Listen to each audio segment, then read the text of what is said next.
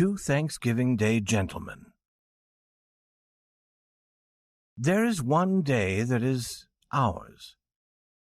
There is one day when all Americans go back to the old home and eat a big dinner. Bless the day. The President gives it to us every year. Sometimes he talks about the people who had the first Thanksgiving. They were the Puritans. They were some people who landed on our Atlantic shore. We really don't remember much about them. But those people ate a large bird called turkey on the first Thanksgiving Day. So we have turkey for Thanksgiving dinner, if we have enough money to buy a turkey. That is a tradition. Yes, Thanksgiving Day is the one day of the year that is purely American. And now here's the story to prove to you that we have old traditions in this new country. They are growing older more quickly than traditions in old countries. That is because we are so young and full of life. We do everything quickly. Stuffy Pete sat down on a seat in the New York City park named Union Square. It was the third seat to the right as you enter Union Square from the east. Every Thanksgiving Day for 9 years, he had sat down there at 1 p.m. Every time things had happened to him. They were wonderful things. They made his heart feel full of joy. And they filled another part of him, too. They filled the part below his heart. On those other Thanksgiving days, he had been hungry. It is a strange thing. There are rich people who wish to help the poor, but many of them seem to think that the poor are hungry only on Thanksgiving Day. But today, Pete was not hungry. He had come from a dinner so big that he had almost no power to move. His light green eyes looked out from a gray face on which there was still a little food. His breath was short. His body had suddenly become too big for his clothes. It seemed ready to break out of them. They were torn. You could see his skin through a hole in the front of his shirt. But the cold wind with snow in it felt pleasantly cool to him, for Stuffy Pete was overheated with the warmth of all he had had to eat. The dinner had been much too big. It seemed to him that his dinner had included all the turkey and all the other food in the whole world. So he sat, very, very full. He looked out at the world without interest, as if it could never offer him anything more. The dinner had not been expected. He had been passing a large house near the beginning of that great broad street called Fifth Avenue. It was the home of 2 ladies of an old family. These 2 old ladies had a deep love of traditions. There were certain things they always did. On Thanksgiving Day at noon, they always sent a servant to stand at the door. There he waited for the first hungry person to walk by. The servant had orders to bring that person into the house and feed him until he could eat no more. Stuffy Pete happened to pass by on his way to the park. The servant had gathered him in. Tradition had been followed. Stuffy Pete sat in the park looking straight before him for 10 minutes. Then he felt a desire to look in another direction. With a very great effort he moved his head slowly to the left. Then his eyes grew wider and his breath stopped. His feet in their torn shoes at the ends of his short legs moved about on the ground. For the old gentleman was coming across 4th Avenue toward Stuffy's seat. Every Thanksgiving for 9 years the old gentleman had come there to find Stuffy Pete on his seat. That was a thing that the old gentleman was trying to make into a tradition. Every Thanksgiving Day for 9 years he had found Stuffy there.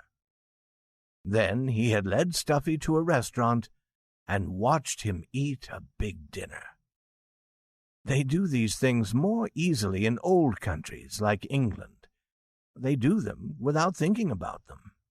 But in this young country we must think about them. In order to build a tradition, we must do the same thing again and again for a long time. The old gentleman loved his country. He believed he was helping to build a great American tradition. And he had been doing very well. 9 years is a long time here. The old gentleman moved straight and proud toward the tradition that he was building. Truly, feeding Stuffy Pete once a year was not a very important tradition. There are greater and more important traditions in England. But it was a beginning. It proved that a tradition was at least possible in America. The old gentleman was thin and tall and 60. He was dressed all in black. He wore eyeglasses. His hair was whiter and thinner than it had been last year. His legs did not seem as strong as they had seemed the year before. As this kind old gentleman came toward him, Stuffy began to shake, and his breath was shorter. He wished he could fly away, but he could not move from his seat. "Good morning," said the old gentleman. "I am glad to see that the troubles of another year have not hurt you. You continue to move in health about the beautiful world. For that blessing you and I can give thanks on this day of Thanksgiving. If you will come with me, my man, I will give you a dinner that will surely make your body feel as thankful as your mind." That is what the old gentleman said every time, every Thanksgiving Day for 9 years. The words themselves were almost a tradition. Always before they had been music in Stuffy's ear, but now he looked up at the old gentleman's face with tears of suffering in his eyes. The snow turned quickly to water when it fell upon his hot face. But the old gentleman was shaking with the cold. He turned away with his back to the wind, and he did not see Stuffy's eyes. Stuffy had always wondered why the old gentleman seemed sad as he spoke. He did not know that it was because the old gentleman was wishing that he had a son. A son would come there after he himself was gone. A son would stand proud and strong before Stuffy and say, "In remembrance of my father." Then it would really be a tradition. But the old gentleman had no family. He lived in a room in one of the old houses near the park. In the winter he grew a few flowers there. In the spring he walked on Fifth Avenue. In the summer he lived in a farmhouse in the hills outside New York, and he talked of a strange bug he hoped some day to find. In the fall season he gave Stuffy a dinner.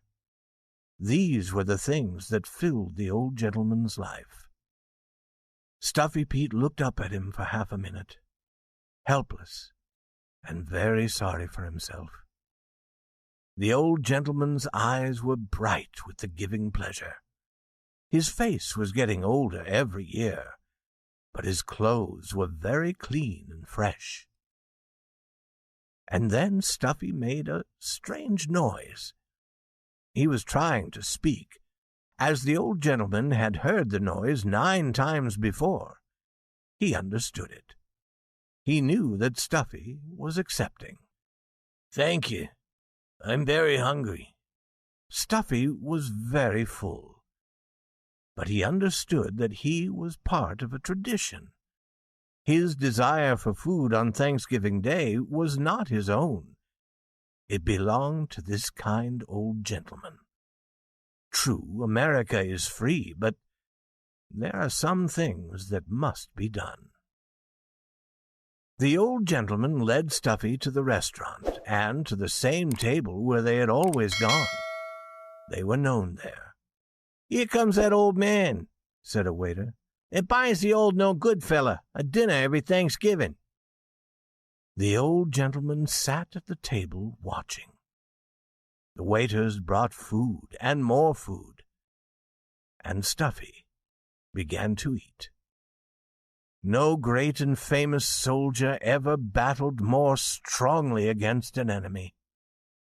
The turkey and all the other food were gone almost as quickly as they appeared. Stuffy saw the look of happiness on the old gentleman's face. He continued to eat in order to keep it there. In an hour, the battle was finished. "Thank you," Stuffy said. "Thank you for my Thanksgiving dinner." Then he stood up heavily and started to go to the wrong door. A waiter turned him in the right direction. The old gentleman carefully counted out $1.30 and left 15 cents more for the waiter. They said goodbye, as they did each year, at the door. The old gentleman went south, and Stuffy went north. Stuffy went around the first corner and stood for 1 minute. Then he fell. There he was found. He was picked up and taken to a hospital. They put him on a bed and began to try to discover what strange sickness had made him fall.